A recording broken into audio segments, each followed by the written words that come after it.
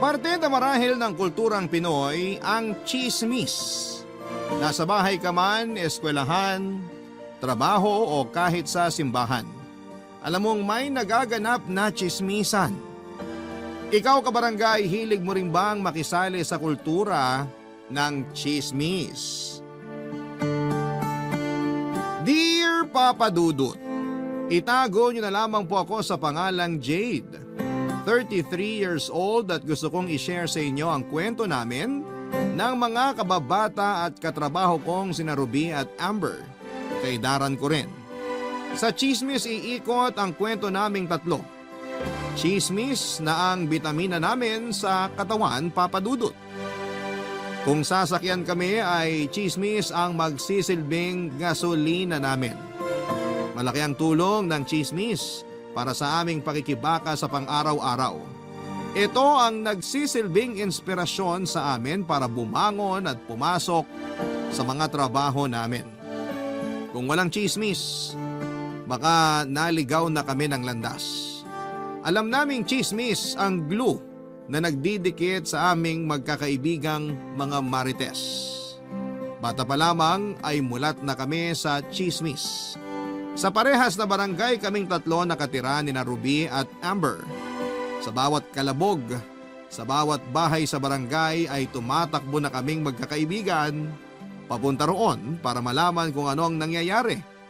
Madalas na ipinagdarasal ko na juicy ang chismis na maibagsak sa amin noon para naman may kapalit ang ilang beses kong pagkakadapa para lamang makaabot sa lugar na pinanggagalingan ng chismis. Hanggang sa nakapag-aral at nakapagtapos na kami ay naging consistent pa rin kami sa pagiging chismosa. Nakilala na kami ng mga marites, hindi lang sa barangay namin kundi sa pinasukan naming paaralan noon. Hanggang sa makapasok na nga kami sa trabaho ay chismis pa rin ang hobby namin. Nag-decide kami mag-apply sa isang kumpanya para magkasama-sama pa rin kaming tatlo.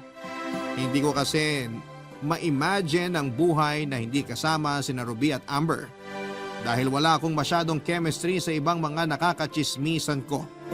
Iba talaga ang dating kapag nag-join forces kaming magkakaibigan. Kami nga rin madalas noon ang nilalapitan sa tuwing hindi klaro ang mga chismis na umaabot sa iba naming mga kasama sa trabaho. Verified kasi ang chismis naming magkakaibigan.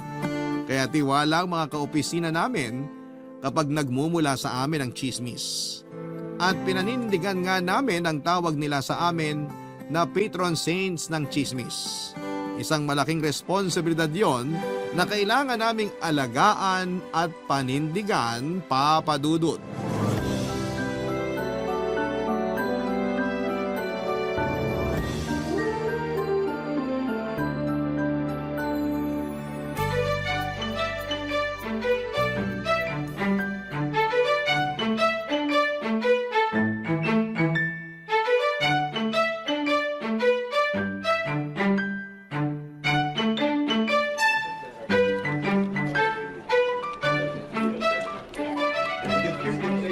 Ruby! Oh, Jade, Asan si Amber? nag-CR lang saglit. Kumulo yung sikmura niya kasi kumain ng dahon ng akasya at ampalaya. Ew, kumain siya ng ampalaya? O, di ba ang weird niya? Hindi ko na siya mahintay. I-isplok ko na sa'yo tong chismis na nasagap ko. Nakakapit ka na ba, Mars? Kapit na! Dali na! Naalala mo si Tin? Yung relihiyosa nating classmate nung high school? Siya nga. Lagi akong ginajudge niya sa kulay ng blush on ko, ha? Girl, chinudge din naman kita doon. Bakit naman kasi orange ang napili mong kulay ng blush on? Eh kasi nakasale yun at saka yun lang kaya ng baong ko nun. Eto na nga. Si Tin, nalaman ko na tirador pala ng AFAM. Hala, seryoso ba? Di ba man-hater yun? Man-eater na siya. Huy, ano yan? Nananakpal na siya ng mga lalaki basta AFAM. Kaloka? Legit ba yan, ha? Kasi kakalat ko na yan. Makaganti lang sa sinabi niyang mukha akong pongka na hinog dahil sa blush on ko noon. Saka ito pa. Alam mo bang siya pa ang nagpapadala sa mga AFAM para lang dalawin siya sa Pinas? Ay, true? Saan naman kumukuha ng pera yun? Eh di ba hanggang ngayon ibinubuhay pa siya ng nanay niya? At ito pa. Yung perang pinapadala niya sa AFAM, galing sa barangay tanod nila, nakabit niya. Ang juicy naman yan, Jade! May mas juicy pa ba kapag nalaman mong buntis siya ngayon at hindi niya alam kung sinong AFAM ang tatay ng pinagbubuntis niya? Baka naman yung barangay tanod ang ama. Hindi rin. Hindi ba sila nag-aano ng barangay tanod? Nagaano naman, kaya lang ang chika, imported chocolates daw ang pinaglilihian niya. Confirmed! Imported chocolates? Afam nga ang ama! Kasi kung yung barangay tanod ang ama, malamang bagong at manggalang ang pinaglilihian niya, di ba? Oh, anong latest? Oh, kumusta yung tiyan mo, Amber? Okay na. Hindi na talaga ako kakain ng ampalaya. Kiss na yan. May chika ako sa'yo. Pakilatag na ang chismis. Kailangan ko ng nutrients para sa sikmura ko. Nanghihina na ako. Si Tin, yung kaklase natin nung high school? Yung relihiyosa, pero mas matindi pa ang kulo kaysa sa nilulutong bigas. Alam ko na yan. Nabuntis ng AFAM. Hindi pa nga sure kung afam yung nakabuntis sa kanya. Malay mo yung... Barangay tanod sa kanila. Hindi yun ang nakabuntis. Sabi sa'yo, Ruby Ikaw ba naman paglian ng imported chocolates? Malamang pangitain na yung kung sino ang ama. Ang hina mo naman, Jade. Binase mo talaga sa pinaglilihian. Moderno na ang mundo ngayon. Hindi na yan ang basihan. Ano? Nakarating na sa akin ang ultrasound ni Tin. Ay, plakak! May pa-ultrasound! Amber 1, Jade 0. Mas lalong mahirap malaman sa ultrasound, no? Hindi naman makikita ron kung mukhang AFAM o mukhang Pinoy yung bata. Diyan ka nagkakamali. Malaki ang baby kahit 2 buwan pa lang. Mukha na nga raw grade 2. Ang OA na, ha? Pero malaki nga yung baby, so confirm na AFAM yun.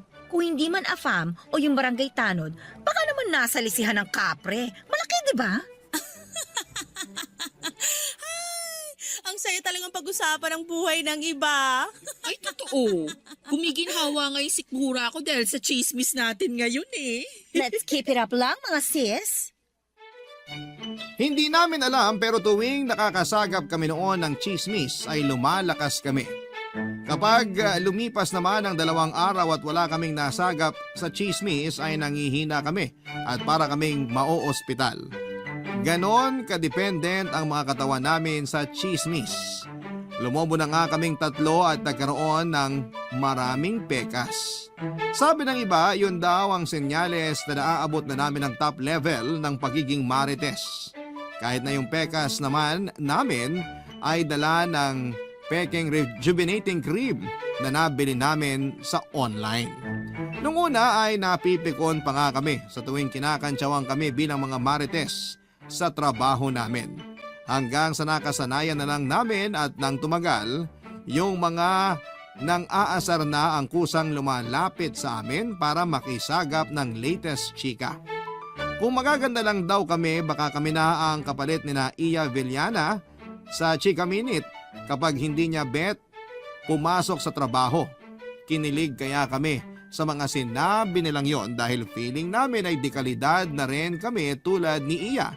Dahil doon ay ganado tuloy kaming mangala pa ng mga chismis at hindi kami papayag na meron kaming makahati sa trono ng pagiging 3 marites at reyna. Kaya lang dumarating din kami sa punto na para kaming nalolost sa buhay, yung tipong hanggang chismis na lang ba kami.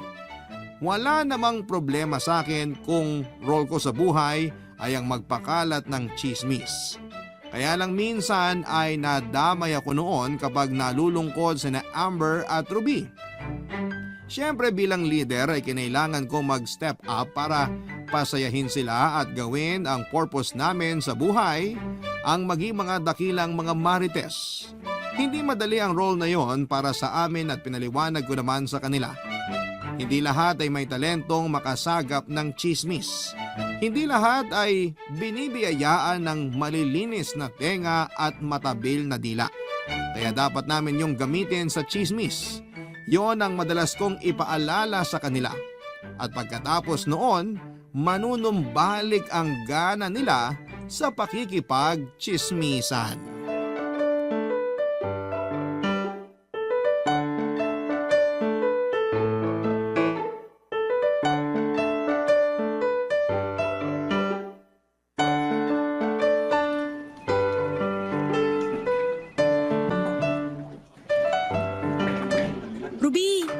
May chismis ka today? Hindi masyadong juicy eh. Ikaw, Amber. Yung boss natin, may kabit. Alam na namin yan. Wala na bang bago? Yung kabit daw. Tsahin ng asawa niya. Alam na namin yan. Wala na ba talagang bago? Oras na ba? Anong oras na? Para mag-retire tayo sa chismis? Hoy, maghunos dili ka. Kilabutan ka naman sa sinasabi mo, Amber.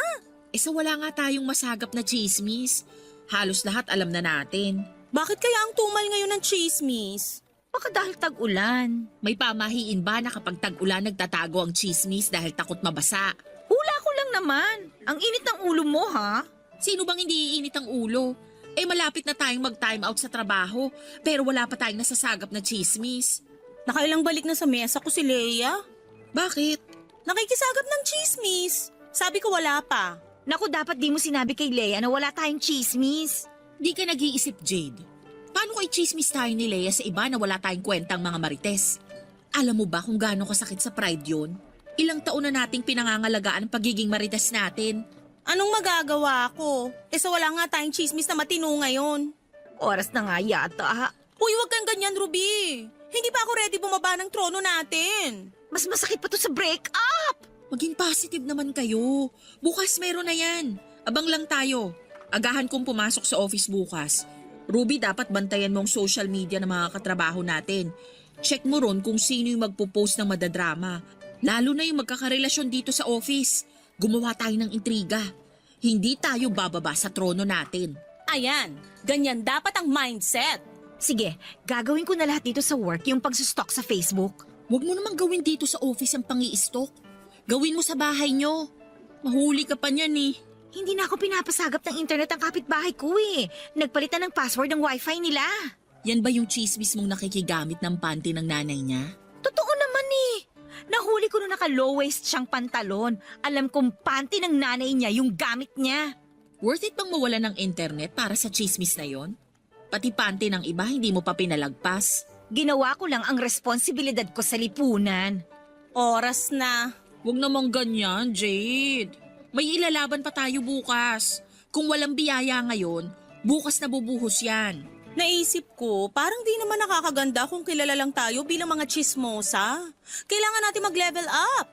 Hindi habang buhay tingin lang nila sa atin mga tagasagap ng chismis. Kung bababa na tayo sa trono, malamang tayo na ang pupuntiryahin ng chismis. Parang hindi ko pa kaya na ako naman ang ichichismis. Wala na tayong choice. Kailangan na natin magpahinga sa chismis. Tama ka, Jade. Mag-alaga na lang tayo ng halaman at isda. Makabili na nga ng goldfish mamaya. Hamster kaya? Ano sa tingin nyo? Ako naman, lagi ko na lang kukumustahin ang mga kamag-anak ko sa probinsya. Ayan, meron na tayong pagkakaabalahan kapag tinalikuran natin ang chismis. Ang sad naman ito. Parang di ko pa kayang bumitaw. Nakabitaw na ako. Sunod na kayo. Hindi bumitaw sina Ruby at Amber Papadudut. Kaya naman kumapit akong muli sa chismis. Walang nagbago sa amin at patuloy pa rin noon ang pagpapakalat namin ng chismis. Kinailangan lang naming magpahinga ng ilang araw. Naniwala na lamang kami kay Ruby na dahil sa ulan kaya walang chismis. Nagkatotoo naman dahil sa unang pagsikat ng araw ay may chismis na kaagad na bumungad sa amin. Nagpakasaya na naman kami at binalita namin sa mga katrabaho namin. Nagtaka sila dahil nagbalik kami sa pagiging marites. Akala raw nila ay tuluyan ng kinalimutan namin ang responsibilidad namin sa lipunan. Pinaliwanag na lang namin na nagkaroon ng mental block sa chismis dahil sa tuloy-tuloy na pag-ulan. Marami namang natuwa dahil back in business na kami. Walang nakaagaw ng trono namin. Walang nagtangka. Ang kapal naman ng mukha nila kung pagtatangkaan nilang kunin ang nararapat para sa amin. Papadudot nagkaroon kami ng 100% patunay na sa chismis kami nilagay ng tadhana dahil alam nitong dito kami aangat. Natuwa kami dahil hindi ganon kahirap ang responsibilidad namin, lalo't chismis na nga ang kusang lumalapit sa amin. Kami na lang ang bahalang magpakalat ng chismis At pagkatapos noon ay masaya na ulit ang mga kaluluwa namin. Aaminin namin na ilang beses na kaming naiskandalo dahil sa chismis na pinakalat namin. Pero mabilis din namang nabubura yon. Wala talagang naglakas ng loob isa man sa mga chinismis namin na ireklamo kami. Alam kasi nila na kapag nilabanan nila kami ay mas lalo namin na pupundihin ang mga chismis at hahagilapin namin para lamang matakot sila. Hinayaan na lang nila kaming gawin ang gusto namin dahil naniniwala silang namamatay din naman. Hindi kami kundi ang chismis. Minsan nga pakiramdam ko ay pinapanalangin na rin ng mga chinichismis namin na maaga kaming pumanaw. Naiintindihan naman namin ang pinasok naming buhay. Hindi naman kami pwedeng umatras. Ito ang laban naming mga certified marites. Barangay Love Stories. Barangay Love Stories. Niyakap namin ng pagiging chismosa, Papa Dudut. Dahil para sa amin ganito ang magpakatotoo. Marami kaming naging bashers dahil daw sa naninira kami ng buhay ng iba. May mga nagsabi na pinangungunahan at nakikialam kami sa buhay ng iba at hindi raw yon tama. Siyempre pinaglaban namin na may tungkulin kaming mang-entertain ng iba dahil sa mga chismis. Yun ang role namin sa mundong ito at hindi dapat nila kinokontra. Marami kaming sagot sa tuwing inaaway kami ng ibang tao na hindi nakakaunawa na hindi dapat pinepersonal ang ginagawa naming serbisyo. Hindi ba nila naisip na tuwing mabagal ang internet o walang kuryente kaming mga chismosa ang nilalapitan nila para maaliw? Ni isang beses na pasalamat ay wala kaming natanggap mula sa kanila tapos ay ibabash pa kami. Marahil hindi lang nila maunawaan na magandang bagay naman talaga ang chismis dahil maganda ito sa mental health lalo na kung ang mga taong kailangan ng pansamantalang iisipin o pagkakabalahan, hindi ba? Para hindi sila mainip. Hindi naman palaging mali ang chismis at iyon ang patuloy naming pinaglalabang magkakaibigan. Dahil alam naman naming mas angat ang kabutihang dulot ng chismis. Sana kung makita yon ng ibang tao para hindi na nila kami kailangan pang i-judge na para bang sugo kami ng impyerno. Mahilig lang talagang magkunwari ang mga tao na ayaw sa chismis. Pero kapag may napapakinggan naman silang nakakaintriga mula sa ibang tao ay natutuwa naman sila. Mga mapagpanggap at nagmamalinis na mga tao na akala mo'y ni minsan ay hindi nakinig sa mga chismis. Yon madalas ang mga taong ang sarap gawa ng kwento para lamang makaganti. Kaya lang syempre ayaw naman naming magalit sa amin ang tadhana dahil lang sa pagpatol sa mga hindi nakakaunawa sa amin. Hindi na kami nakipagtalo pa sa iba. Mas priority namin yung mga taong naniniwala at tumutulong sa amin sa pangangalap ng chismis para makapagserbisyo kami ng maayos sa mga taong nasa paligid namin, Papa Dudut.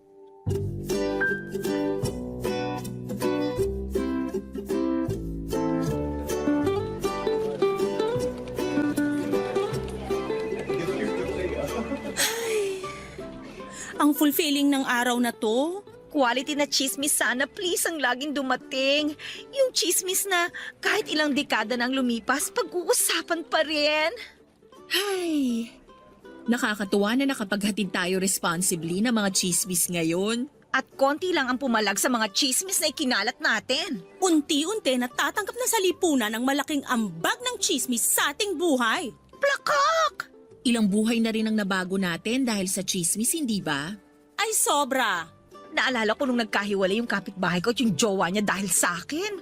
May bubog ka talaga sa kapitbahay mo, no, Ruby? Eh sino ba namang hindi magtatanim ng galit sa kanya? Ipinalitan niya ng password yung wifi niya. Ang lakas ng tampo mo, Ruby. Kailan ba mawawala yan, ha? Napaghiwalay mo na nga silang magjowa. Move on ka na. Mas magandang magpatawad kesa manatili sa galit. Di ba, Jade? Ay nako, Hindi ako magpapatawad kapag may ginawang hindi maganda sa akin. Walang magpapatawad. Gaganti ako. Kaya go lang, Ruby.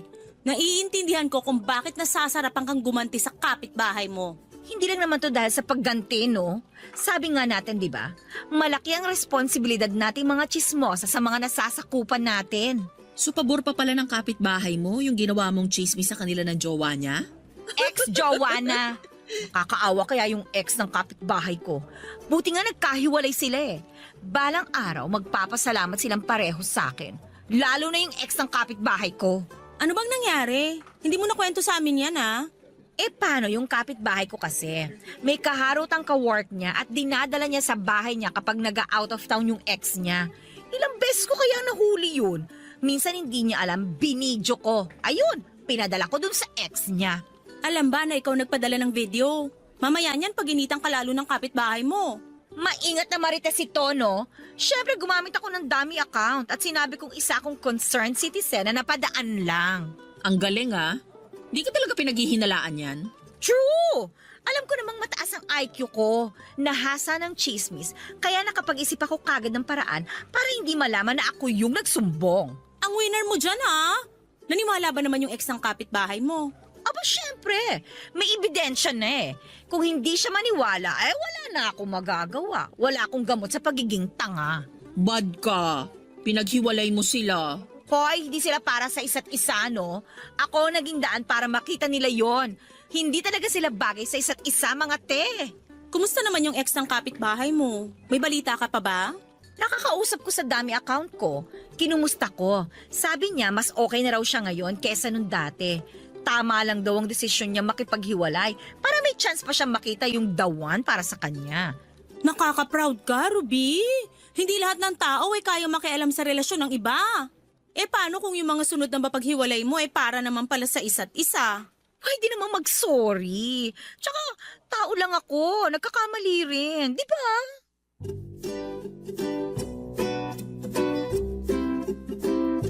Natuwa ako para kay Ruby dahil meron na naman siyang panibagong purpose sa buhay. Ang paghiwalayin ang mga magkakarelasyon na hindi naman meant na magkasama habang buhay. Nainggit nga ako sa kanya kasi parang gusto ko ang role na yon, pero kailangan kong makontento sa pagiging leader ng mga chismosa. Malaking responsibilidad ang bagay na yon at naiintindihan marahil ng tadhana na hindi ko kayang kumuha pa ng isa pang responsibilidad dahil masyado pang mabigat yung ginagawa ko noon. Si Amber naman ay pinanindigan ang pagiging kanang kamay ko sa pagkalap ng chismis. Siya rin yung laging nagtatanggol sa akin noon sa tuwing may nangaaway sa akin dahil sa ginawa kong chismis. Grabe ang chemistry naming tatlo at natutuwa ako na pinagtagpo kami mula pagkabata. Nakatulong din na pareho naming chismosa ang mga magulang namin, kaya dahil doon kami ang unang nagkaroon ng interes sa hobby namin yon. Hindi ko makakalimutan ang unang araw na nakilala ko silang dalawa. Pumunta kami ng nanay ko sa bahay ni na Amber para mang-away. Yung kasing nanay ni Amber pinagkalat na may UTI raw ang nanay ko at nakuha raw yon sa ex niyang seaman. Nagalit ang nanay ko at sinama pa ako para may kakampi siya. Nasaktuhang andun din sa bahay ni na Amber ang nanay naman ni Ruby. Manikurista kasi ang nanay ni Amber, ang nanay ni Ruby na naging kaibigan na niya sa huli. Nagtalo ang nanay ni Amber at ang nanay ko. Habang nakikinig naman ang nanay ni Ruby na sa huli ay umawat na para hindi na lumala pa ang pagkakagulo. Hindi ko na maalala kung paano sila nagkabate. Basta noong araw din yon sila nagkaayos. Doon na nga nagsimula ang pagkakaibigan nilang tatlo at doon na rin naging simula ang pagkakaibigan namin ni na Amber at Ruby. Lagi kami ng nanay ko sa bahay nila Amber habang nagchichismisa ng mga nanay namin. Kami namang tatlo ni na Amber at Ruby ay nakikinig sa mga chismis. Yon, Papa Dudut, ang naging dahilan kung paano kami napunta sa ganitong klase ng buhay.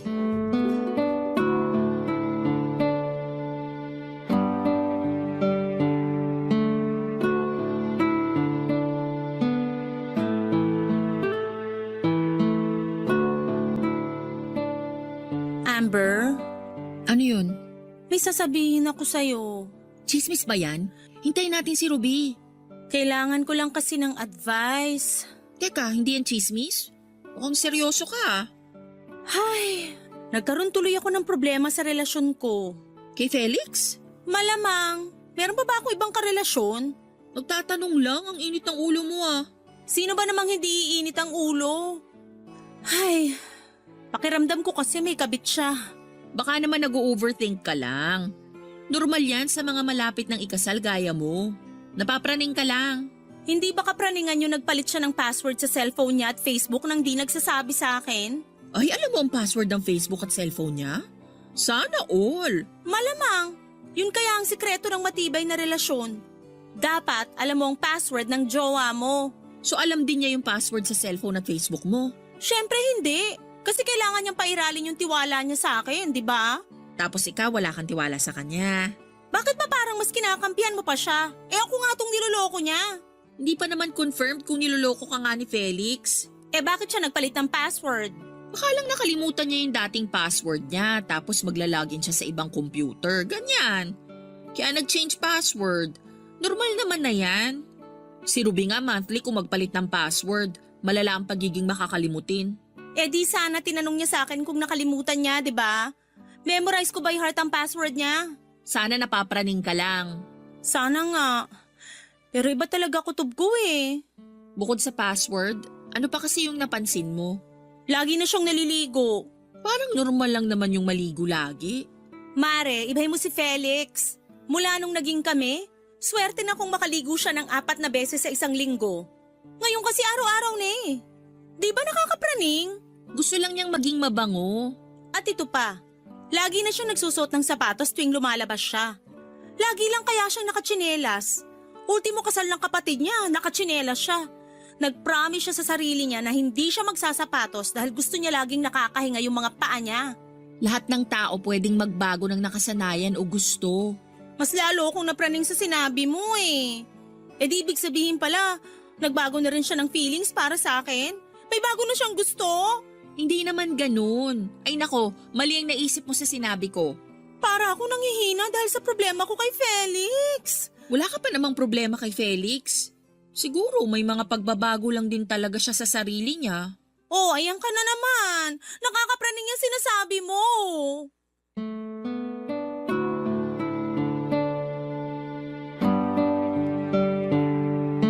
Pagkatapos ng usapan namin ni Amber ay medyo nakahinga ako ng maayos. Pero aminado pa rin ako na gumugulo sa isipan ko ang napapansin kong pagbabago sa fiancé ko na si Felix.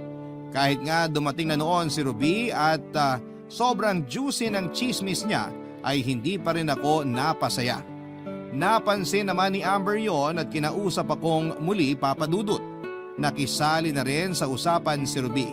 Same sila ng payong dalawa na matino naman si Felix at dala lamang ng kapraningan ko dahil sa nalalapit naming kasal ang nararamdaman ko. Pinilit ko na lamang maniwala sa mga sinabi nila para lamang kumalma ako. Nagpaalam na ako para umuwi ng bahay dahil nangihina pa ako at kailangan kong mapag-isa. Hinayaan naman nila ako papadudot. Minessage ko si Felix para itanong kung pwede siyang dumaan sa bahay pero sabi niya ay may mga gagawin pa raw siya sa kanila. Isa na namang napansin kong pagbabago sa kanya. Kasi dati naman, isang text ko lamang sa kanya ay agad naman siyang pupunta sa bahay. Kahit na hindi nga ako mag-message sa kanya noon ay kusa na siyang magtatanong kung pwede akong dalawin. Alam ko namang nagbago na siya. Hindi nga lang masyadong solid ang ebidensya ko para ibintang yon sa kanya. Sa loob kasi ng 8 years naming relasyon ay malaki naman ang naging tiwala ko sa kanya lalo na noong binigay niya ang password niya sa akin. Sa loob ng 8 years namin ay naging masaya ako sa piling niya at mas lalo akong naging masaya noong inaya na niya akong pakasalan. Kaya lang after ng proposal ay parang may naging pagbabago sa kanya. Halos hindi ko maramdaman na mahal na rin niya ako. Noong una ay iniisip kong baka dala lamang ng pressure at gasto sa pagpapakasal yon. Usually naman kasi, Ang mga lalaki kapag usapang pera ay pinoproblema talaga nila madalas. Kaya lang, noong tumagal pa, alam kong hindi na yon dahil lamang sa pera. Talagang nagbago na siya. At hindi ko naman siya magawang kausapin tungkol doon dahil hindi ako handa sa mga isasagot niya. Baka kasi biglang makonfirm ang laman ng utak ko. Hindi ko kayang mawala si Felix sa akin dahil alam kong siya ang reward ng tadhana sa akin. Mula sa mga chismis na naitulong ko sa ibang tao, Papa Dudut. Barangay Love Stories. Barangay Love Stories. At dahil nga sa napansin kong pagbabago kay Felix ay na-stress at nalungkot na rin ako. Napapadalas noon ang mga panaginip ko na nag-cheat sa akin si Felix. Hindi ko alam kung dala lang ba yon ng kaka-overthink ko na may iba na siya pero para kasing totoo yung mga nasa panaginip ko. Ibang-iba ang mga babae ang napapanaginipan kong nilalandi ni Felix. Meron dong isang matandang babae na pinapahiran ni Felix ng ointment sa tuhod. Naisip ko na madalas ang mga crush ni Felix ay yung mga babaeng may edad na. Hindi ko alam kung dala yon ng mommy issues niya. Pero lagi akong nagsiselos noon sa mga matatandang babae na crush ni Felix. Yung isa ko pang napanaginipan may kahalikan daw na ibang lalaki si Felix. Doon ako muntikang mabangungot dahil nga sa nakipagsabunutan daw ako sa lalaking kahalikan niya. Nagising akong pawis na pawis at puno ng galit noon. Gusto kong itanong kay Felix kung kasama ba sa pagbabago niya ang sexuality niya pero baka awayin niya ako. Hindi ko talaga alam ang mensaheng hatid ng mga panaginip kong yon, Papa Dudut. Sinikap kong mag-research sa internet pero ang sinabi lang daw na ibig sabihin ng mga panaginip na yon ay ang kawalan ko ng tiwala kay Felix. Totoo naman din, Papa Dudut. Nagsimula lang naman lahat ng panaginip na yon mula nang napansin ko ang pagbabago sa kanya. Kaya naman, nakaginhawa ko kahit papaano sa nabasa ko sa internet. Pagkatapos noon ay pinagpatuloy ko na lamang ang pang-i-stalk sa Facebook ng mga target kong i-chismis para may pagkabalahan ng utak ko. Nag-work naman pansamantala at bumalik naman ako sa kaka-overthink sa relasyon namin ni Felix. Kaya naman naisipan ko makipagkita sa mga kaibigan ko. Sakto namang day off naming tatlo kaya nagkita-kita na kami. Napansin nilang malungkot at stress ako kaya kinumusta nila ako. Alam naman nilang dahil yon kay Felix. Natuwa ako dahil may mga kaibigan akong katulad ni Amber at Ruby na handa kang damayan kahit mas importante ang chismis para sa aming tatlo.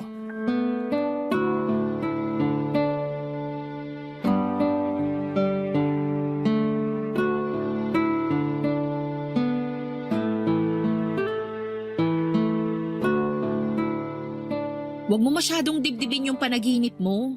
Hindi naman nagkakatotoo yan. Ako nga nanaginip ako na nanalo raw ako sa loto. Pero hanggang ngayon wala naman. Bakit? Tumaya ka na ba sa loto? Hindi pa. Kaloka ka, Amber. Umaasa ka naman nanalo, hindi ka naman tumataya. O basta ang point ko rito, hindi totoo ang panaginip. Baka kabaliktaran pa ang ibig sabihin niyan. Baka super loyal din naman talaga sa'yo si Felix. Nakikita naman namin yung mula nung naging kayo eh. Tama. Saka sa 8 years nyo, nahuli mo na ba siyang nagloko? Hindi pa naman. Kaya lang baka ngayon na siya nag-start magloko. Baka sawa na siya sa akin. Grabe ang kapraningan mo, ha? Mahal ka ni Felix. Alam naming lahat yun. Pero bakit di ko naramdam? Baka masyadong busy. Di ba sinabi mo dati na nagdo-double shift siya sa trabaho para makaipon sa dream wedding mo? Tapos 'di ba sabi mo rin dati na siya yung umaasikaso ng kasal nyo? Pagod lang siya sa kakatrabaho at pag-aasikaso ng kasal nyo. Pero sigurado kami na hindi siya pagod sa'yo. Huwag ka nga mag-overthink. Sana nga ganun eh. Kaya lang alam kong may mali. Ayokong mangbintang pero ramdam ko may iba siyang babae. Kami na ang bahala mag-imbestiga kung meron man siyang babae. Basta ikaw, kumalma ka lang dyan. Maging fresh ka lang bago ang kasal nyo. Uy, next year na yun ha! Umayos-ayos ka. Gusto ko, magsuot ka ng little black dress para umaura. Tutulungan ka namin kasi nakabili na ako ng gown ko. Kung meron mang ibang babae si Felix, ipapa-reimburse ko sa kanya yung nagastos ko sa gown at heels. Damay pa yung down payment ko sa makeup artist ko. Ayoko magkahiwalay kay ni Felix dahil feeling ko para talaga kayo sa isa't isa. Etos ka. Ganyan din yung sinabi mo sa kapatid mo at sa ex niya pero pinaghiwalay mo pa rin. Iba naman kasi itong sina Felix at Jade. Alam kong kaya pa tong maayos kaya hindi solusyon yung hiwalayan. Kayo na talaga ang bahala. Ayoko na kasing mag-overthink eh. Oo, kami nang bahala na mag-imbestiga. Aalamin ko lahat ng Facebook na mga ka-work niyang babae. Ako naman yung hahagilap sa mga kabatch niya sa school at iba pang mga kaibigang babae. Wala siyang kaibigang babae. Puro lalaki lahat. Pati na rin yung mga kaibigan niyang lalaki. Hindi naman sa nanghuhusga ha, pero malay mo, may lalaki pala si Felix. Di ba nga napanaginipan mo yun? Kala ko ba gagawa ka ng paraan para din maghiwalay sina Felix at Jade? Bakit parang nangiintriga ka na naman para magkahiwalay na sila? Loka!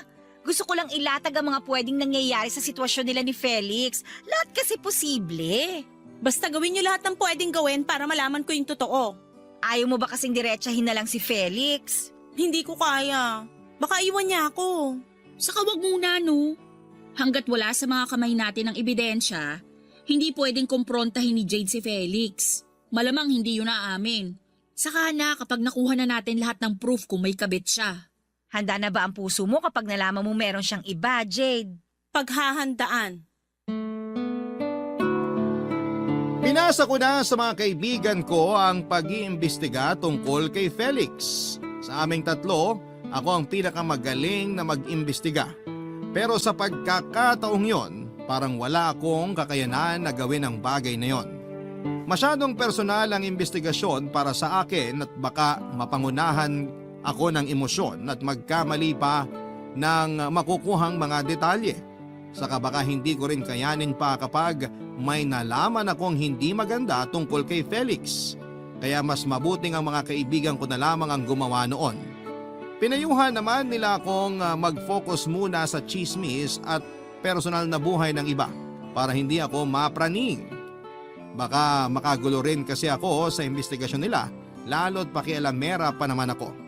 Hindi naging madali ang paghihintay na malaman ang totoong nangyayari kay Felix. Pero alam kong kailangan kong tiisin kung gusto kong makuha ang sagot sa kung bakit siya biglang nagbago. Sa paglipas ng mga araw ay sinikap kong walang iparamdam na pagbabago kay Felix para di rin siya maghinala na may ginagawa akong investigasyon tungkol sa kanya. Kilala pa naman ako ni Felix bilang investigador. Kaya konting maling galaw lang ay paniguradong makakahalata na siya. Doon ako naging maingat, Papa Dudut. Kahit nga ang pakikipag-usap ko sa mga kaibigan ko ay hindi ko pinapakita kay Felix dahil paniguradong makakaamoy siya, Papa Dudut. Wala pa rin nakalap ang mga kaibigan ko tungkol kay Felix at nakailang stalk na raw sila ng Facebook niya. Pero wala silang nakita. Si Ruby nga raw minsan ay tumatambay pa sa baba ng opisina ni na Felix pero lagi raw mag-isa si Felix na umuuwi. Sinubukang i-check ni Amber ang mga pina-follow at bagong ad na friends ni Felix. Pero wala rin siyang napala. Hindi rin naman daw kasi malike ng posts at pictures si Felix. Totoo naman yon, kaya nahirapan din akong i-check kung meron siyang ibang babae dahil hindi rin naman masyadong active si Felix sa social media. At ginagamit lamang ngayon para makipag-usap sa mga kaibigan, pamilya niya at sa akin. Kinatuwa ko na lang din sa huli na wala akong nakuhang ebidensya na may babae si Felix, Papa Dudut.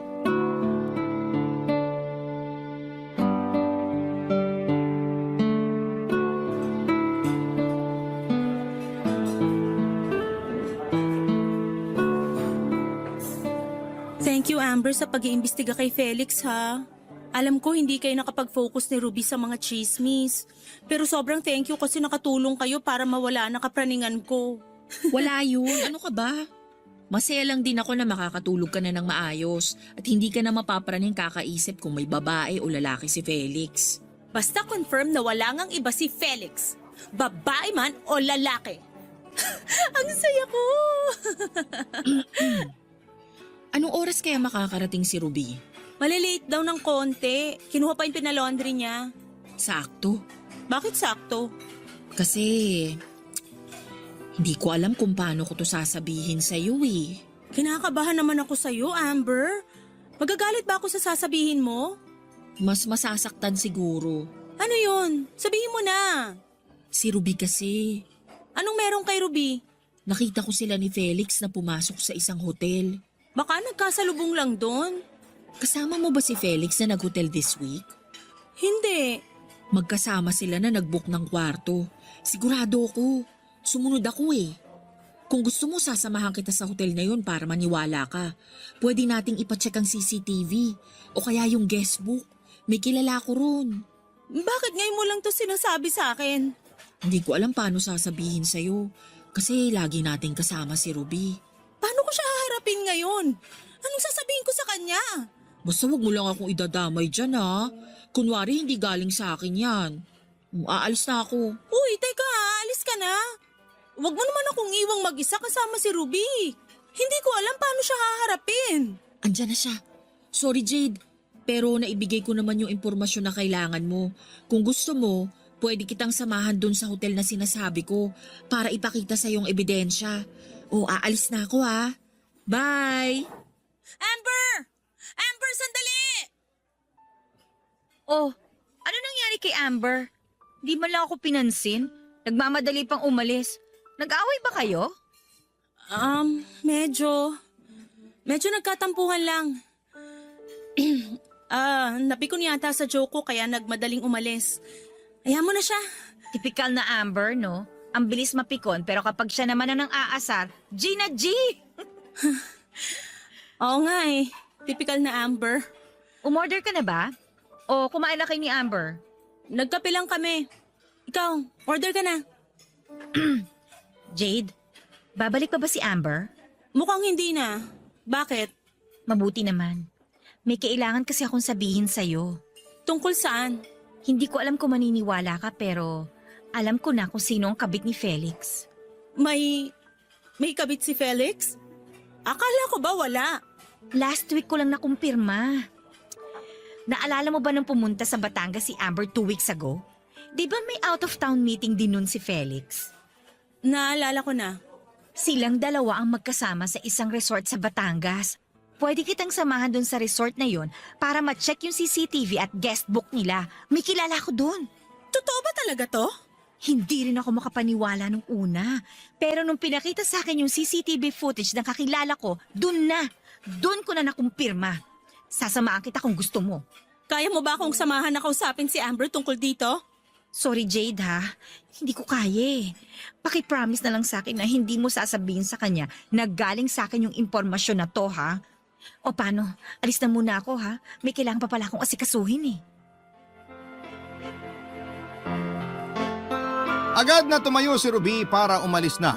Hindi na niya ako nilingon pa at hindi ko na siya tinawag pa. Naiwan akong mag-isa sa upuang pangtatluhan. Hindi pa rin ako makapaniwala sa mga napakinggan ko. Hindi ko alam papadudot kung prank lang ba nila yon at umaasa kung ganun na nga. Pero lumipas na ang ilang araw, parehas pa rin ang sinasabi nila sa akin. Hindi ko alam kung kanino ako maniniwala noon. Hindi ko pa pinupuntahan ang hotel na sinasabi ni Amber at ang resort na sinasabi ni Ruby.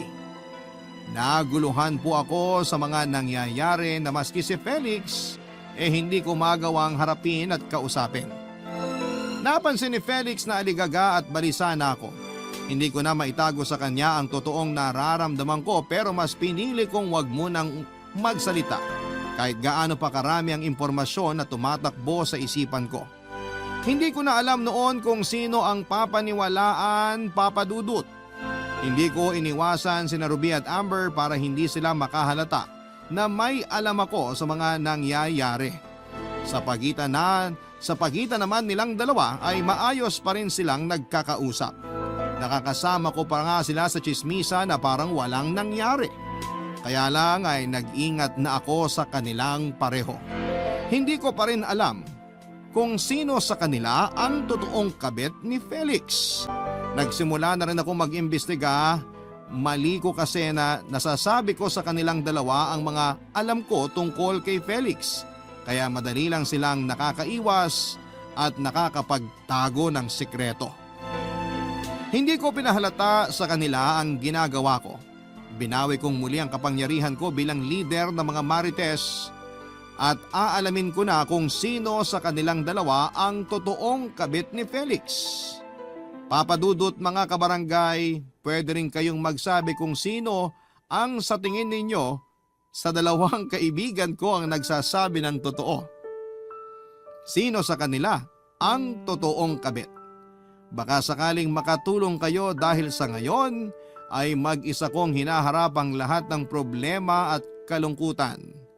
Kaya naman malaking tulong ang pagbabahagi ko ng kwento ko sa inyo para lamang po mailabas ko ang sama ng loob ko sa mga nangyayari. Sana po sa tulong ng Barangay Love Stories ay makamtan ko ang hustisya na kailangan ko. Isang malaking pasasalamat ang hatid ko sa bumubuo ng Barangay Love Stories at lalong-lalo na sa Barangay LS 97.1.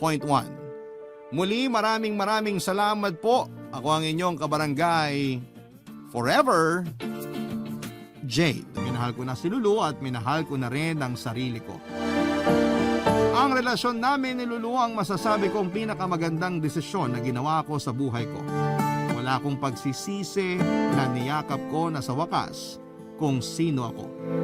Tinulungan din ako na tanggapin ang mga bagay na hindi ko matanggap sa sarili ko ni Lulu. Mahal na mahal ko si Lulu, Papa Dudut, at lagi kong sinasabi sa kanya na hindi ko kaya kung iiwan niya ako. Tawa lang ang sinagot niya dahil ganon din daw ang nararamdaman niya. Kahit kaming dalawa na lamang ang magkasama sa mundo ay alam naming magiging maayos kaming pareho. Araw-araw ay pinapatunayan namin na tamang desisyon naming piliin ang isa't isa. Papa Dudut, maayos ang lahat sa relasyon namin. Kaya lang 2 months ago ay nagkaroon kaming dalawa ng maliit na problema. Nagsimula yon noong nag-grocery kami after ng aming anniversary date, Papa Dudut.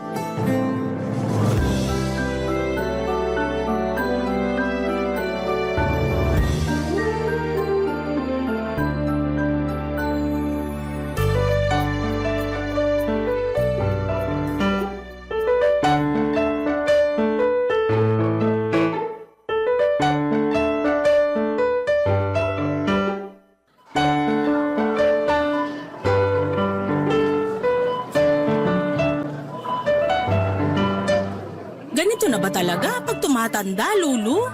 Bakit? Dapat pagkatapos nating mag-date, uuwi na lang tayo sa bahay at magpapatuloy ng lambingan eh. Hindi yung mag-grocery pa tayo o mamamalengke. Sayang outfit natin. Ubus na ang asukal at mantika natin. Yaman din naman na nandito na tayo sa mall. Isabay na natin yung pag-grocery natin.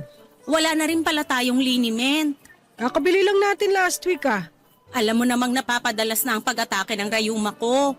3 beses na kaya ako magpahid sa isang araw. 4 kapag makulimlim ang panahon at kapag tinotodo mo yung aircon. Maghanap tayo ng mura, tsaka yung naka-buy one take one. Tsaka sana maabutan pa natin yung mga libreng toothbrush. Nakakakilig talaga ang pagiging praktikal at kuripot mo. Ikaw talaga ang dream girl ko. Huwag mo na akong bulahin. Hanapin na natin yung liniment mo para hindi yung olive oil ang pinangpapahid mo sa tuhod mo. Oy, hindi ko ginamit yung olive oil sa tuhod ko. Canola oil yon. Mantika pa rin yun. Ano bang balak mo, iprito yung tuhod mo? Bili na rin pala tayo ng 2 kilo ng chicken neck sa Kaliempo. Ang dami naman. Bigla akong natakam sa leeg ng manok at liempo eh. Bili na rin tayo ng kalamansi sa kasili. Katatapos lang natin kumain, Mildred. Ewan ko ba, parang ang sarap ng leeg ng manok na nakababad sa toyo at maraming kalamansi. Saka bumili na rin tayo ng chocolate ice cream. Naglilihi ka ba? Sino ina niyan, ha? Saka bili na rin tayo ng potato chips at pulburon. Kainin natin mamaya pag uwi. Ang dami mong gustong kainin ah. Ayaw mo bang kumain? Hindi pa nga nagigiling sa sikmura ko yung spaghetti na kinain ko kanina eh. Baka kailangan mo pa ng panulak. Magandang kumain ka ng liempo para itulak niya yung spaghetti na kinain mo. Hindi naman panulak yung liempo. Pangbara yan eh. Ikaw talaga. Sige na, bumili na tayo ng mga gusto mo. Meron ka pa bang idadagdag? Gusto ko ng pineapple juice tsaka cheese cupcake. Grabe yung sikmura mo. Halimaw! Kakainin ko lahat yan mamaya. Kaya nagre-reklamo na yung tuhod mo eh. Hindi na liniment ang solusyon dyan sa tuhod mo. Diet na. Bili na rin pala tayo ng french fries mamaya after nating mag-grocery ha. Kakainin ko sa loob ng taxi. Uy, awat na nga sa pagkain. Wag mo na akong awatin. Malay mo, ito na pala yung huling gabi ko sa mundo. Ipagkakait mo pa ba yung gusto kong kainin? Huwag na tayo mag-grocery. Magabang na tayo ng taxi. Ay, teka! Paano yung asukal at mantika na kailangan mo? Saka yung liniment at chicken neck ko? Walang kakain. Itulog mo na lang ang gutom mo mamaya pagka uwi. Ano bang ginawa ko? Bakit bigla ka na lang nagagalit? Kasi hindi nakakatuwa yung biro mo na huling gabi mo na. Biro nga lang yon, kaya hindi dapat seryosohin. Yan din mismong sinabi ng kapatid ko bago siya namatay. Ang dami rin niyang nirequest na pagkain ng gabi bago siya namatay. Kwento ko na sa'yo dati, di ba? Oh, di sorry na. Hindi ko naman sinasadya. Umuwi na tayo. Matulog ka na agad pagka uwi natin ha. Babantayan kita. Hindi ako kinausap ni Lulu mula sa biyahe namin pauwi ng bahay. Pero kita ko sa gilid ng mga mata ko na panayang sulyap niya sa akin. Nakita ko rin na may bahid ng pag-aalala yon. Nahiya naman ako sa inasta ko sa kanya at nakalimutan ko na malaki pala ang trauma ni Lulu pagdating sa kamatayan. Namatay na kasi ang nakababatang kapatid niya at nakalimutan ko na nabanggit na pala yon sa akin ni Lulu dati. Inabot ko pa ang kapatid niyang yon. Alam kong minahal at inalagaan ni Lulu ang kanyang kapatid. Biglaan lang din ang pagkamatay kaya hindi niya napaghandaan. Inabot ng 2 taon ang pagluluksa ni Lulu sa kanyang kapatid at andun ako para alalayan siya. Ang masakit pa, Papa Dudut, kung kailan nakabawi na sa pagluluksa si Lulu. Sa kanyang kapatid ay saka naman sabay na namatay ang mga magulang niya. Nawala na ang buong pamilya niya. Nakwento niya sa akin na may mga premonition ang mga magulang at kapatid niya bago sila tuluyang nawala sa mundo. Kaya yon ang tinandaan niya, Papa Dudut. Naging sensitive siya sa mga ganitong bagay kaya kinapraning niya ang pagbibiro ko sa huling gabi ko sa mundo. Ayaw niya ng mga biro tungkol sa kamatayan. Kahit nga ang manood ng mga pelikulang may namamatay ay iniiwasan niya. Alam kong hindi pa siya lubos na naka-move on mula sa pagkawala ng pamilya niya. Naiintindihan ko naman siya kaya lang ay hindi ko kayang ipaunawa sa kanya na parte yon ng buhay natin. Ang isilang at mamaalam. Kapag yun na kasi ang sinabi mo ay magiging emosyonal na siya, Papa Dudut.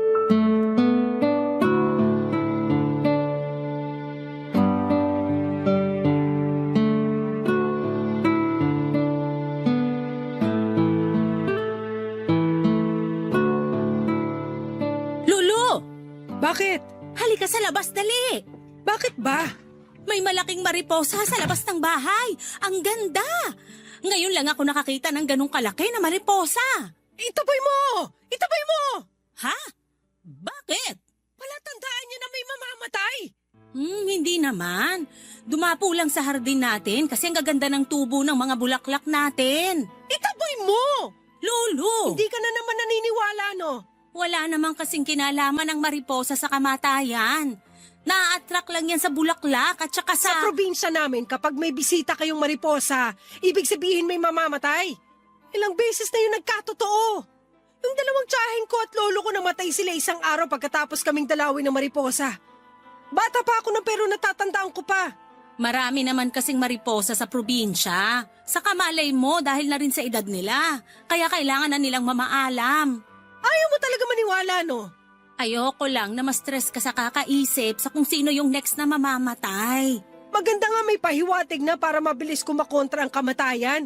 Wala tayong magagawa kung kumakatok na si kamatayan sa pinto ng mga mahal natin sa buhay. Tao lang tayo. Hindi natin yun pwedeng pigilan. Ilang beses ko na yung napigilan. Yung isang pinsan ko, kung hindi ko agad sinabi sa kanya na may nakita ako mariposa sa office namin, di sana patay na siya. Paano mo naman nalaman na yung pinsan mo nang pinupuntirya ni kamatayan?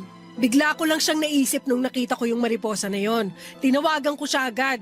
Katulad mo, hindi rin siya naniniwala nung una. Pero nung muntik na mabangga ng truck yung tricycle na sinasakyan niya, tsaka lang siya naniwala sa akin.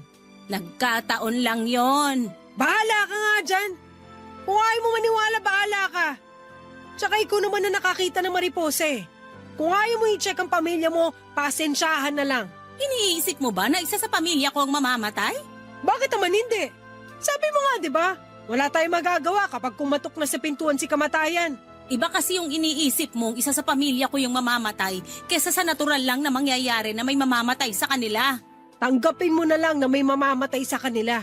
Alam ko na napapraning ka lang at hindi mo na naman makontrol yung takot mo sa kamatayan. Pero please, huwag ka naman sanang magsalita ng ganyan pagdating sa pamilya ko. Ibang intention yun eh. Warning lang yun para sa iyo. Kaya kung ako sa iyo, tawagan mo na yung mga kamag-anak mo. Sabihan mo na sila bago mahuli ang lahat. Walang mamamatay sa pamilya ko. Paano ka nakakasiguro? Kasi malay mo ako pala yung sinusundo ng mariposa. Sabi kong huwag ka magbibiro ng ganyan, di ba? Sorry, ang intense na kasi ng usapan. Alam mo naman na pagbibiro na lang ang solusyon ko para mabasag yung tensyon. Napag-usapan na natin hindi dapat ginagawang biro ang kamatayan. Sorry, hindi ako mamamatay. Mahaba pa ang buhay ko at magiging magkasama pa tayo hanggang sa huling hininga natin. Pangako. Paano nga kung ikaw yung mamamatay? Huwag kang ang ganyan. Ayoko pa syempreng mamatay. Gusto pa kitang makasama. Marami pa tayong pupuntahan.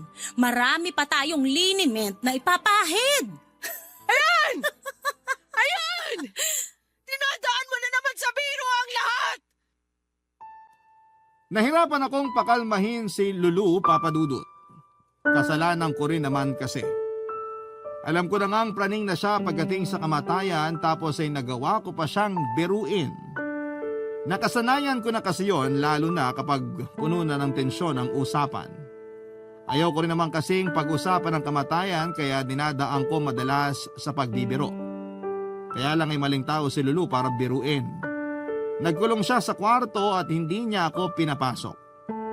Nakaupo na lamang ako sa labas ng pintuan ng kwarto at hinihintay siyang kumalma. Makalipas lamang ang 1 oras ay pinagbuksan na niya ako ng pintuan, Papa Dudut. Niyakap niya ako at humingi ng sorry dahil sa pagiging praning niya. Naintindihan ko naman siya at pinaliwanag lang niya na ayaw na niyang maka-experience muli na may namamatay na mahal niya sa buhay, lalo na raw ako.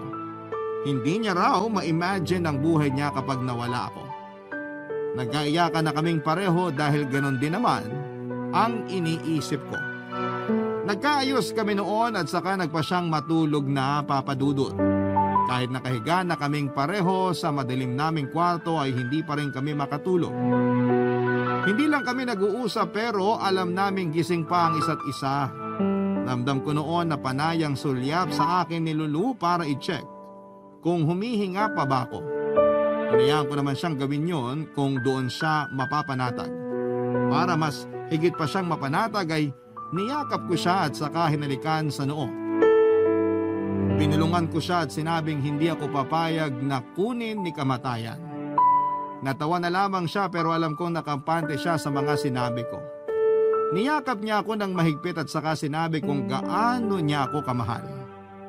Pagkatapos noon ay matiwasay kaming nakatulog. Tanghali na nang magising kaming pareho, Papa Dudut.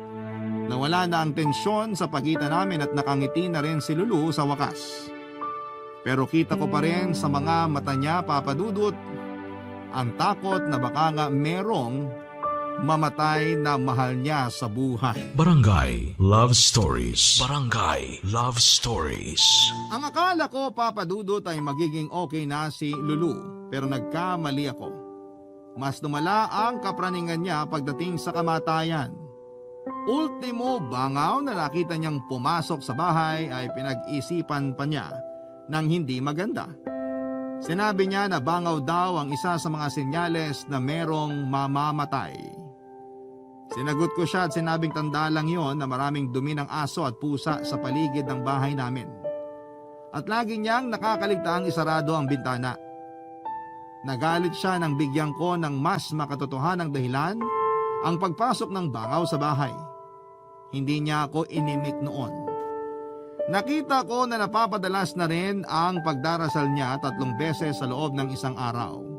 Hindi naman siya relihiyoso na tao pero kapag hindi maganda ang nararamdaman niya ay kumakapit talaga siya sa pagdarasal. Hindi ko naman siya pinigilan na gawin yun dahil gusto ko ring mapanatag siya sa tulong ng Panginoon.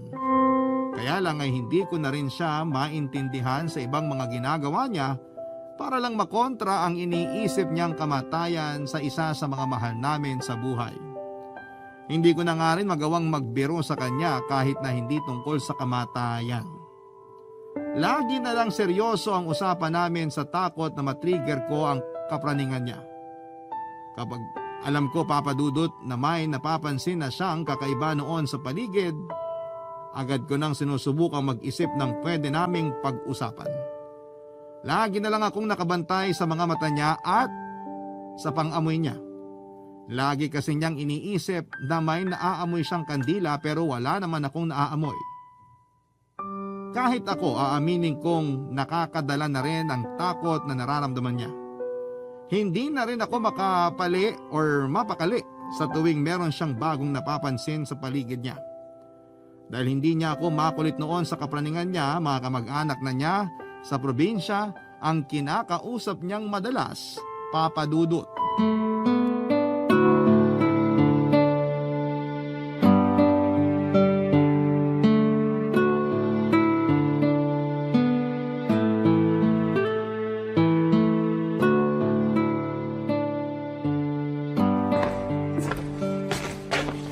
Sino naman yung tinawagan mo?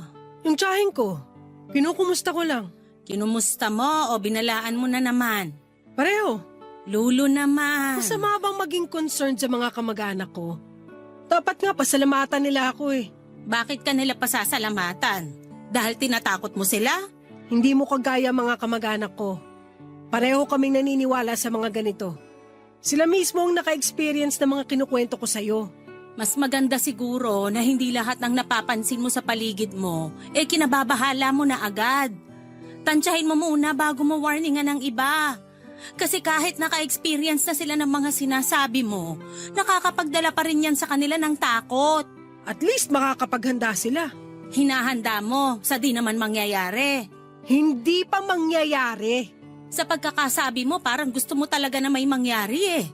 Parang inaabangan mo na may mamatay para lang mapatunayan mong tama ka. Nagpapakatotoo lang ako. Nagpapakatotoo o nagpapadala ka lang sa takot mo? Buong pamilya ko nawala sa akin, Mildred.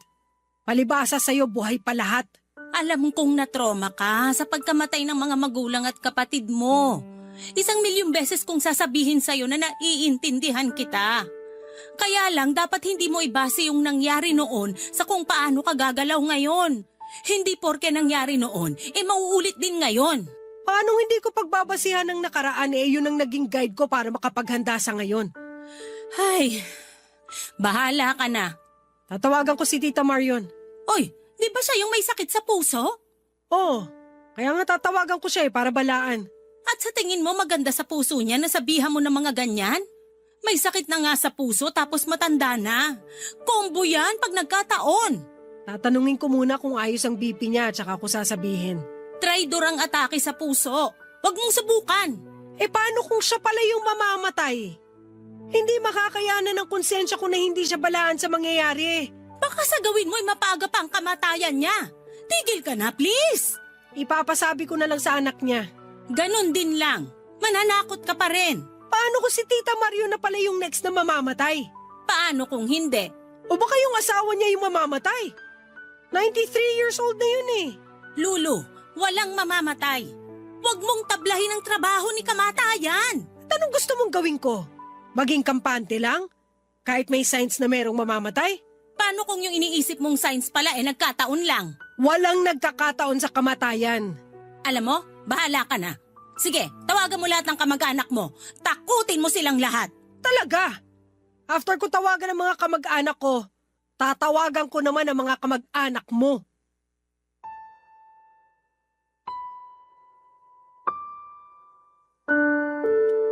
Nagkatampuhan kami ni Lulu Papadudut. Hindi ko na rin kasi matiis ang mga ginagawa niya. Akala ko ay pananakot niya lamang sa akin na tatawagan ng mga kamag-anak ko pero tinotoo pala niya. Natakot tuloy silang lahat. Tinawagan nila ako para tanungin kung ano ang sinasabi ni Lulu. Nahirapan akong ipaliwanag sa mga kamag-anak ko na tinawagan ni Lulu Papadudut.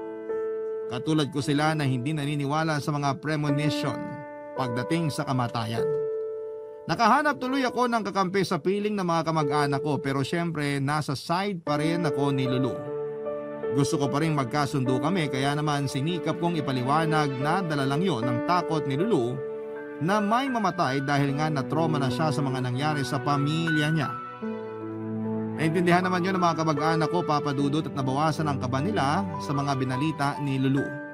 Sinabi nila na baka napapraning lang talaga si Lulu.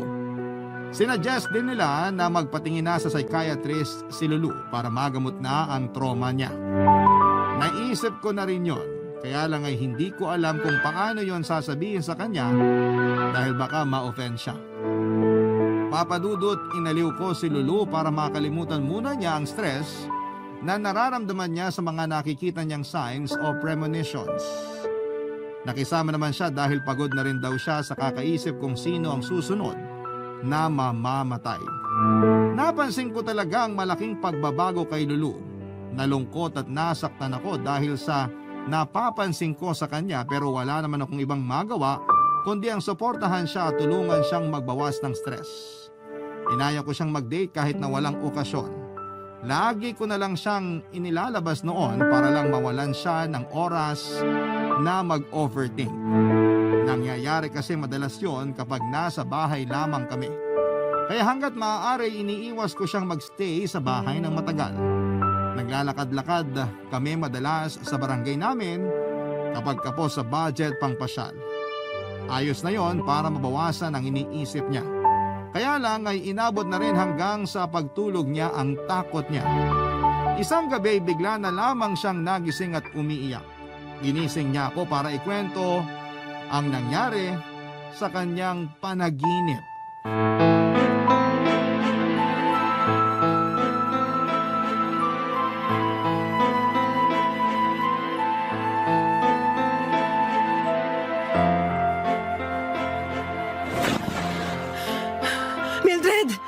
Mildred!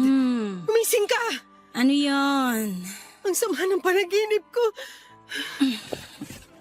Anong nangyari? Gusto mo ng tubig? Natatakot ako. Hindi kailangang matakot. Andito ako. Kukuhanan muna kita ng tubig. Huwag na! Huwag mo ako iwan dito. Okay, sorry. Ano bang magagawa ko para hindi ka matakot? Hindi ko alam. Gusto mo matulog uli? Babantayan kita hanggang lumalim ang tulog mo. Ayoko na matulog. Gusto mo sa sala muna tayo? Nood tayo ng TV. Ayoko. Ay, hindi ko rin kasi alam kung anong gusto mo eh. Nakakatakot yung panaginip ko. Okay lang ba kung ikwento mo? Nasa desierto raw ako. Marami raw tao. Nakaitim lahat. Hindi ko sila kilala. Tapos, naglakad ako. Parang may hinahanap ako kaso parang naligaw na ako kasi biglang nawala yung mga taong nakaitim. Ang lakas daw ng hangin. Natumba pa ako tapos merong isang bangka. Isang bangka? Sa gitna ng disyerto? Oo, kasi may tubig na raw dun sa gitna ng disyerto. Naku, pwede ata nating tayaan yan sa loto. Tubig sa gitna ng disyerto? Ay, sorry sa biro ko. Pinapagaan ko lang yung sitwasyon. Tapos sinaya raw ako sumakay sa bangka ng batang lalaki. Nakasando siya na puti. Sumama ako tapos nagsagwa na siya. Sabi niya sa akin may susunduin lang kami bago niya ako ihatid. Sino raw yung susunduin? Hindi sino. Ano? Ano yung susunduin? Kabaong na itim! Nagpatulong sa akin yung batang lalaki na buhatin yung kabaong. Tumulong ako pero ang bigat. Naibagsak sa tubig yung kabaong, tapos sinubukan naming iahon. Binuksan nyo ba yung kabaong? Kasi kung mabigat yon, siguradong may laman yon. Pinuksan ko nga. Nakita ko yung pinsan ko si Carmen. Oh, tapos? Doon ako nagising. Sabi ko naman sa'yo, meron talaga mamamatay Pero panaginip lang yan. Panaginip? Nasa kabaong na mismo yung pinsan ko. Premonition na yun. Dala lang yan ang kakaisip mo sa kamatayan, kaya tumawid hanggang panaginip mo. Kailan ka ba maniniwala sa akin? Lagi naman akong naniniwala sa'yo. Huwag lang sana sa mga ganitong bagay kasi nakakasira na ng ulo eh. Totoo kasi na merong mensahe ang mga panaginip. Hindi lang yung basta-bastang sumusulpot. Merong gustong ipahiwatig yon. Gusto lang ipahiwatig sa'yo ng panaginip mo na nakukurta na ang utak mo kakaisip sa mga bagay na hindi naman mangyayari. Please, Lulu. Tama na ang kaka-overthink. Madaling sabihin para sa'yo yan kasi wala ka sa kalagayan ko. Kahit wala ako sa kalagayan mo, naiintindihan kita. Kung naiintindihan mo ako, bakit ayaw mo akong paniwalaan? Alam kong hindi magpapatalo noon si Lulu Papadudut. Kaya naman nagsorry na lamang ako at sinabing mali ako. Alam kong masama pa rin ang loob niya noon at inaya ko na siyang matulog muli pero tumanggi siya. Sinabi niyang magpapahangin lamang siya sa balkonahin namin at sinabi kong sasamahan ko siya pero tinanggihan niya ako. Alam kong nagtampo siya at hinayaan ko naman siya Papadudut, baka kailangan lamang niyang mapag-isa at magpahangin para mawala na yung takot niya. Dinasal ko na lamang na sana ay maitangay ng hangin kung anuman ang ino-overthink niya. Nahihirapan na rin kasi ako noon na makita siyang ganon Papadudut. Masiyahin at puno lagi ng pag-asa ang nakilala kong Lulu. Pero noong mga pagkakataong yon ay parang iba na ang nakasama ko for more than 20 years. Ang laki ng pinagbago niya. Hindi ko na siya halos maintindihan pero sinusubukan ko naman. Hindi ko alam kung hanggang saan ang pasensya ko sa mga nangyayari kay Lulu. Hindi na ako nakabalik pa sa pagtulog. Panay ang galaw ko sa kama at pati ako ay napapa-overthink na rin. Nagtungo ako sa kusina para magtimpla ng gatas. Nanatili ako roon hanggang sa maubos ko ang gatas. Nakatulala ako kaya hindi ko na namalayan ang pagpasok ni Lulu sa kusina. Nagkatinginan kaming dalawa at naghihintay na may magsalita. Nginitian niya ako ng tipid at saka naglambing kung pwede ko raw ba siyang timplahan ng gatas para makasabay na siya sa pagtulog ko. Ngumiti na rin ako at saka tumango Papadudut. Ipinagtimpla ko siya ng gatas at sabay namin yung inubos sa kusina. Pagkatapos noon ay bumalik na kami sa kwarto. Nahiga na kaming pareho at naunang nakatulog si Lulu, samantalang ako naman ang sumalo ng pag-overthink niya. Nag-alala na ako kay Lulu Papadudut. Gusto ko na noon na makagawa ng paraan para matigil na ang kapraningan niya. Dahil naaapektuhan na rin ako ng sobra-sobra sa mga pinaggagawa niya ng mga panahong yon. Papadudut.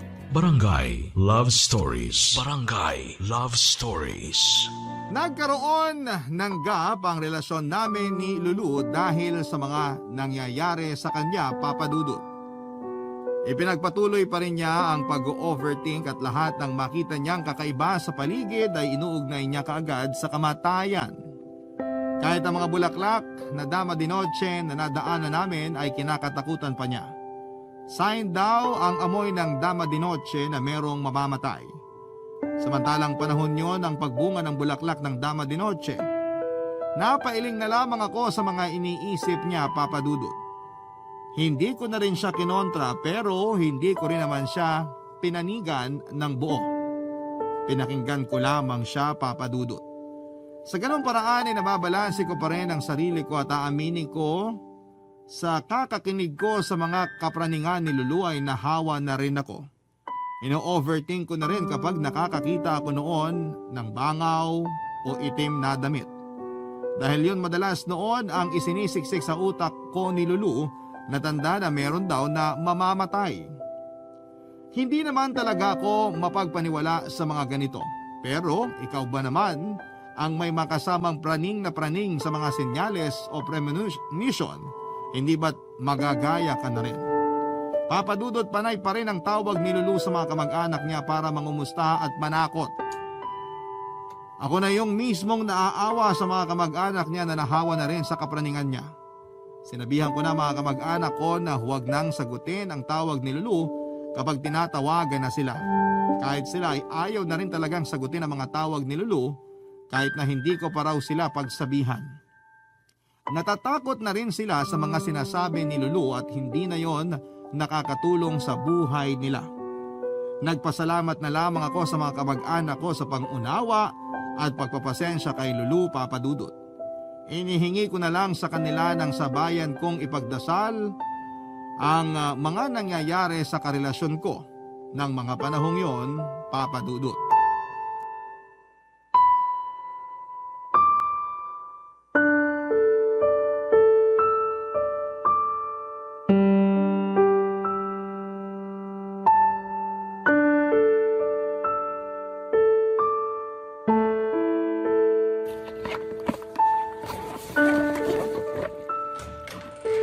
Bakit ka nag-eempake? Saan ka pupunta? Uuwi muna ako sa probinsya. Paano yung trabaho mo? Nakapag-leave na ako. Bakit di mo man lang sinabi sa akin? Hindi ko naman na kailangan sabihin. Nakikita mo naman na ngayon na nag-empake na ako. Kailan mo na naplano na umuwi sa probinsya mo? Nung Sunday lang. Magkasama tayo buong araw nung Sunday, di mo man lang binanggit sa akin? Kasi baka di mo ako payagan eh. Ayan agad ang iniisip mo eh. Nakakatampo ka naman. Kung hindi pa kita naabutang nag-eempake, hindi ko pa malalaman na uuwi ka pala ng probinsya mo. Sorry na. Tuliro na kasi ako eh. Pero sana nagsabi ka naman sa akin.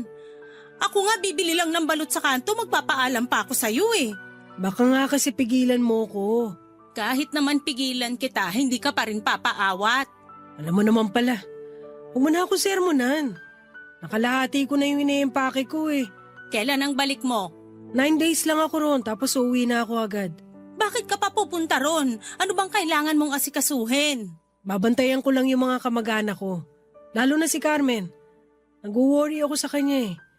Sabi kasi ng asawa niya eh, nilagnat daw siya nung time na napanaginipan kong nasa loob siya ng kabaong. Ay, baka na-stress lang dahil sa binalita mo sa kanya na nasa kabaong siya. Ayun, nilagnat tuloy. Sana nga stress lang yon dahil sa panaginip ko.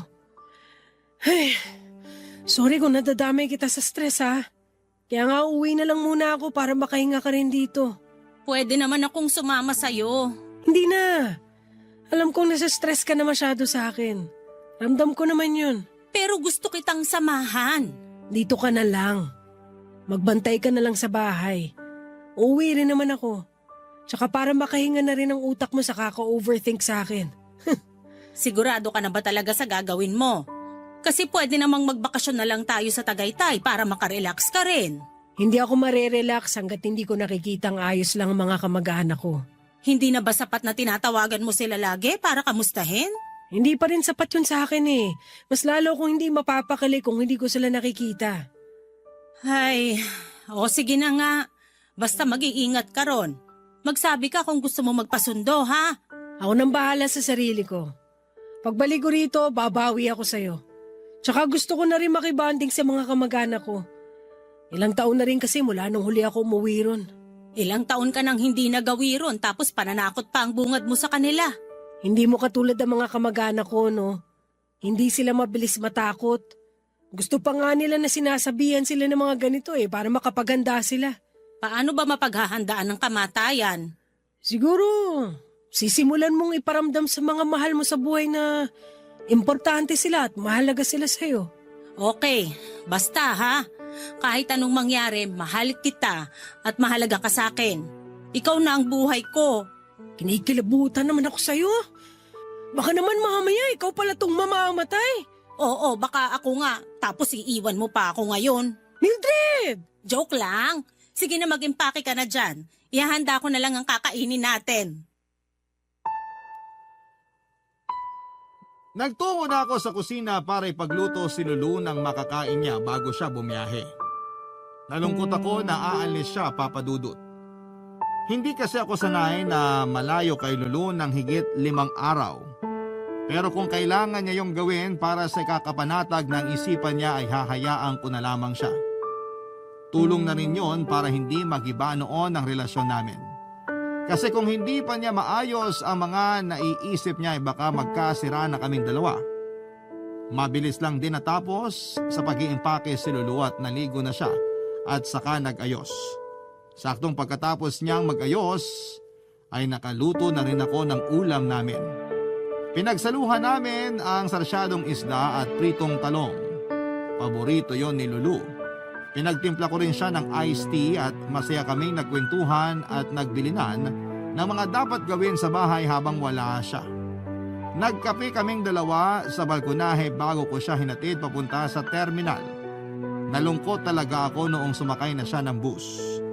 Nung nakalis na ang bus ay saka lang ako umuwi ng bahay.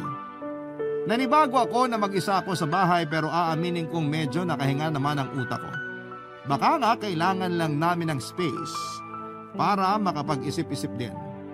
Habang wala siya ay ginugol ko ang oras ko sa panonood ng mga pelikulang tinanggihang panoorin ni Lulu dahil sa takot na may mamamatay sa mga eksena. Naglinis ako ng bahay at inayos sa mga ginulong damit ni Lulu noong nag-iimpake siya. Madalas din kaming magkausap through video call. Panay ang tawag ni Lulu sa akin para lang masiguradong humihinga pa ako. Natatawa na lamang ako noon dahil ako naman ang tinatadtad niya ng pag-aalala. Pero hindi na kasing lala nung mga unang beses dahil nga nakahinga na kaming pareho nang malayo kami sa isa't isa. Nakita kong masaya si Lulu sa video call namin. Maaliwalas ang mukha niya, hindi kagaya ng stress siya sa bahay dahil wala siyang magawa para mabantayan ang mga kamag-anak niya. Nakatulong talaga na umuwi siya ng probinsya nila para bumalik ang dati niyang sigla at saya, Papa Dudut.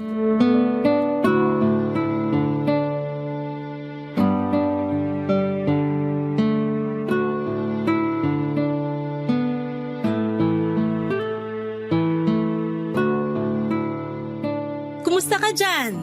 Masaya! Ikaw! Pansin ko nga ang lapad ng ngiti mo Ang linaw dito sa video call natin.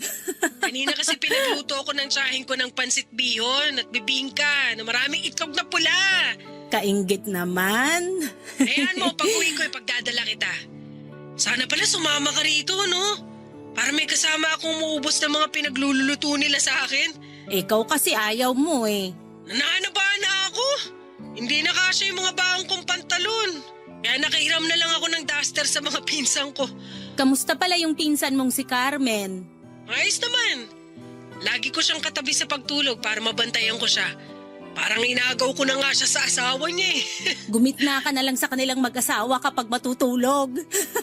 Mabuti nga mabait yung asawa niya Hinayaan lang na sundan-sundan ko si Carmen hanggat hindi ako napapanatag sa kalagayan niya.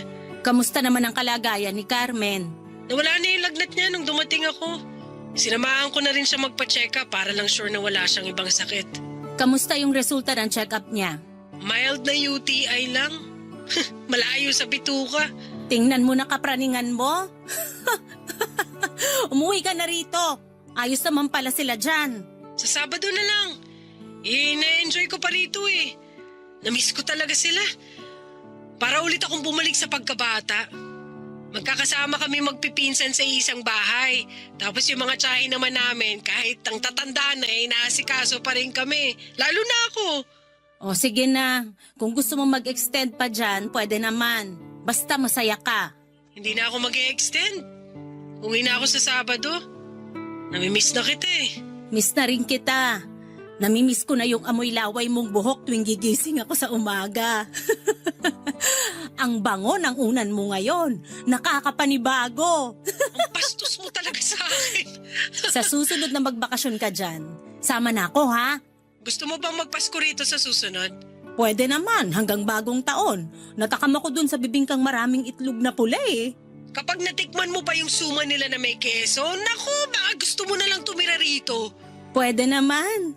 Gusto ko na rin talagang manirahan sa probinsya para mas tahimik ang buhay. Mas malinis at mas mapayapa. Alam mo, yan din ang naiisip ko. Paano nga kaya kung tumira na lang tayo rito? May bakanting lote pa rito na pwede nating bilhin at patayuan ng bahay. May ipon pa rin naman tayo. Mag-retire ka na sa trabaho mo. Mukha nga mapapaaga ang retirement ko dahil sa pag-uwi ko rito Sige, pagbalik mo rito, pag-usapan natin yan. Excited na tuloy ako. Mas excited akong makita ka uli. Namimiss na kita. Alam ko naman yan. Sinabi mo na kaya sa akin. Paulit-ulit. Parang ayaw mo pang namimiss kita. Siyempre, gusto ko. Minsan ka lang maging malambing sa akin Susulitin ko na. Malinis na ang buong bahay pag uwi mo. Magde-date tayo agad. Libre ko. Wow! Ang galante naman! Kahit anong gusto mong gawin, gagawin natin. Gusto ko sana mag-beach pagbalik ko. Kahit isang araw lang. Kahit 5 araw pa yan, okay lang. Ubus na ang leave ko sa trabaho. Magre-retire ka na rin naman. Kung ako nga sa'yo, mag-awol ka na lang Full support ako dyan. Sira ka talaga. O siya, naglalatag na ng higaan namin yung mga pinsang ko. Tatawagan na lang kita uli bukas Matutulog na kami. Grabe, wala pang 8:00 ng gabi, matutulog na kayo agad? Pauwi ka pa lang yan sa trabaho Sanayin mo na rin matulog na maaga para makasabay ka pag dito na tayo tumira. Sasabay na ako ngayon, matutulog na rin ako. I love you so much. I love you too. See you soon. See you soon! Iyon ang huling sinabi ni Lulu sa akin bago siya bawian ng buhay. Sa pagtulog niya, Papa Dudut, ay inatake siya sa puso. Hindi ko man lang nalaman na meron na pala siyang sakit sa puso. Nagising na lang daw ang pinsan niyang si Carmen dahil sa lamig ng braso ni Lulu. Sinubukan pa nilang itakbo sa ospital si Lulu pero dead on arrival na. Hindi nila ako kaagad dinawagan at nabigla sila sa mga nangyari. Gabi na noong nalaman kong wala na si Lulu. Nakailang tawag ako sa cellphone ni Lulu bago yon sagutin ni Carmen at nakita kong namumugto ang mga mata ni Carmen at doon ko nga lang nakumpirma ang lahat. Sinubukan kong maging positibo at hinanap si Lulu. Hindi agad nakasagot si Carmen. Humihikbi na lamang siya at doon ako nagkaroon ng ideya na wala na ang kaparehas ko. Nanghina ako, Papa Dudut, lalo na nung nalaman ko ang mga huling detalye sa kanya. Nagmadali akong umuwi ng probinsya nila at doon ko nga nakumpirmang totoong wala na si Lulu. Hindi ako makapaniwala na nagkatotoo ang premonition at ibang signs na sinasabi ni Lulu sa akin. Ang hindi ko maintindihan ay kung bakit sa kanya tumama ang premonition na yon. Hindi ako nakapaghanda. Hindi ko pa nasabi sa kanya lahat ng gusto kong sabihin. Nakapagplano na kaming mag-retire pareho at tumira na sa probinsya nila. Pero iniwan na niya ako ng maaga. Ang hirap tanggapin hanggang ngayon na wala na si Lulu. Sa akin naman niya pinamana ang trauma niya sa kamatayan. Kung sineryoso ko lang sana ang mga sinabi niya, kung naniwala lang sana ako sa mga sinabi niya, kung hindi ko na lang siya hinayaang umalis noon para bantayan ang mga kamag-anak niya ay baka buhay pa siya. At nakakasama ko pa siya. Hindi naging madali sa akin na tanggapin yon na wala ang lagi kong paalala kay Lulu na parte na ng buhay ang kamatayan. Dahil hindi ko na alam kung paano na ako ngayong binawi na ng kamatayan ang dahilan kung bakit ako nabubuhay. Hanggang dito na lamang ang aking liham, Papa Dudut. Maraming salamat po sa inyong lahat.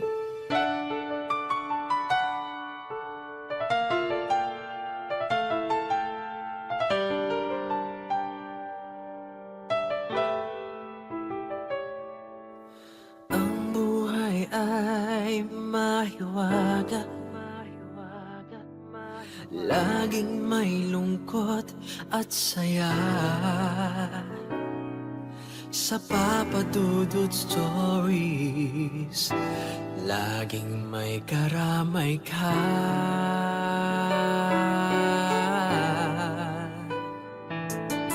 Mga problemang kaibigan,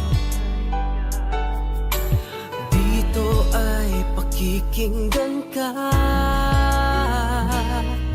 Sa Papa Dudut Stories, kami ay iyong kasama. Dito sa Papa Dudut Stories, ikaw ay hindi nag-iisa.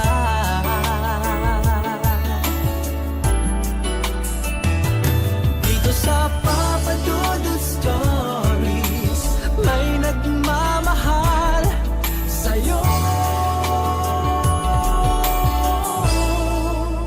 Papa Dudut Stories,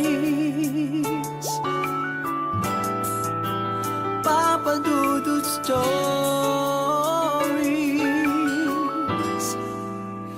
Papa Dudut Stories.